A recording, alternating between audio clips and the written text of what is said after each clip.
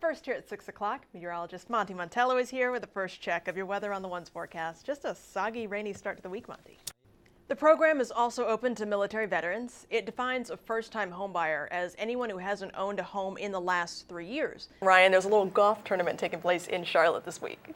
That's this week? It is. Oh, this is going to be Something an to interesting note. sportscast. All right, folks. And the people that are living in this apartment now will not be kicked out. They may have to move to a different apartment within the same building as the renovations go on. Teams are far different in November than they will be in March. Just enjoy the basketball. Exactly. Got to enjoy a matchup like that early on. All right, thank you, Mike. We'll have more news after the break. Construction begins on a controversial project to add toll lanes to a North Carolina interstate. Citywide curfew is underway in the city of Baltimore. It doesn't seem like everyone is in a hurry to get off the streets. You're looking live at a picture from Baltimore right now. These scores are likely higher than they will be next year because during this first year, the letter grades are based on a 15-point scale. So an A is anything above an 85. Your Stanley Cup champions yet again. Again. Chicago fans are spoiled. They are. But at least I guess it's on home ice for them. That's been a while. It has been a while. Less than 24 hours after Governor Pat McCrory committed to signing this new abortion bill, opponents say the 72-hour waiting period is a direct campaign promise violation. We've got a crowd waiting for the Pope to step off the plane. I heard them chanting earlier, "We love Francis. Yes, we do. We love Francis. How about you?" And we walk with Francis every day.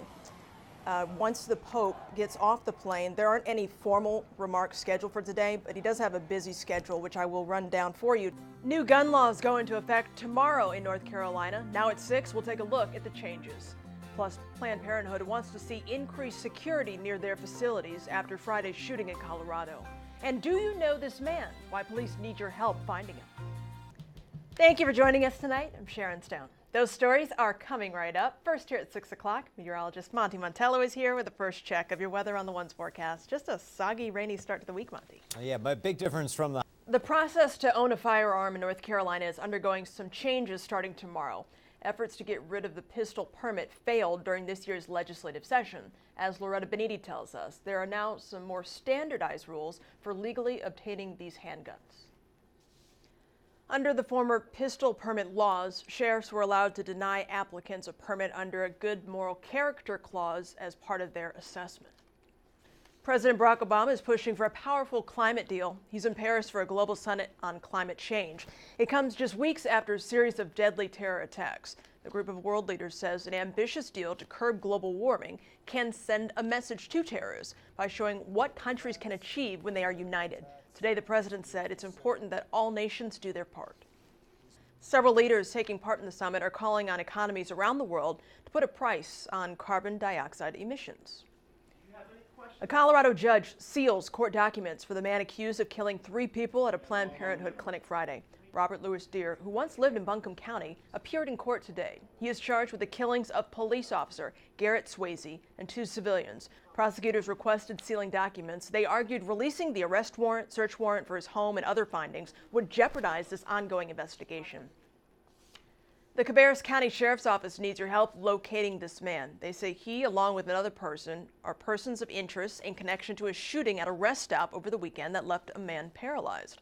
Our Carly Stevenson has more. The Cabarrus County Sheriff's Office says it's too early to tell whether the shooting was random. If you have any information, you are asked to contact authorities immediately. Less than 24 hours after Governor Pat McCrory committed to signing this new abortion bill, opponents say the 72-hour waiting period is a direct campaign promise violation.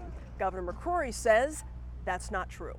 Due to my work and others' work, we did not add further restrictions to access. McCrory says signing this abortion bill does not counter a statement he made during his campaign for governor that he would sign no further restrictions on abortion into law.